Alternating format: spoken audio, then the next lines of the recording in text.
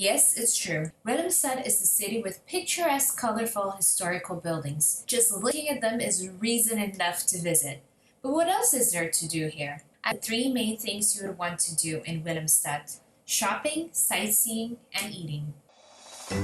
I'm Shady, a traveler and Curacao expert. Let me show you around. When it comes to shopping, there are two main areas inside Willemstad: Punda and Otrobana. If you're looking for souvenirs, clothing, jewelry, perfumes, or shoes, Punda is the place to be.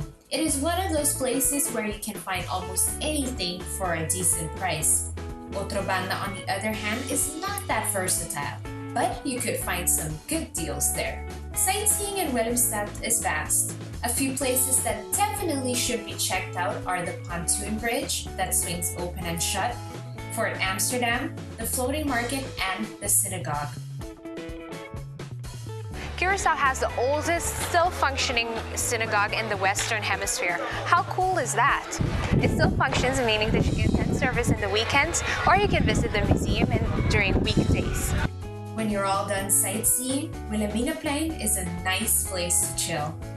Throughout the years, Wilhelmina Plain has changed a lot. It has been recently revamped to its current state, which means the Curacao sign has been added and the Dushi sign, which are perfect for pictures. Be sure to also check out the temple near Wilhelmina Plain. One thing is certain, you will not go hungry in Willemstad. Restaurants vary from high-end to small cafes.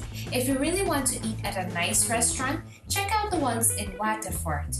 For a laid-back eating experience, try the cafes near Wilhelmina Plain or Handelskade.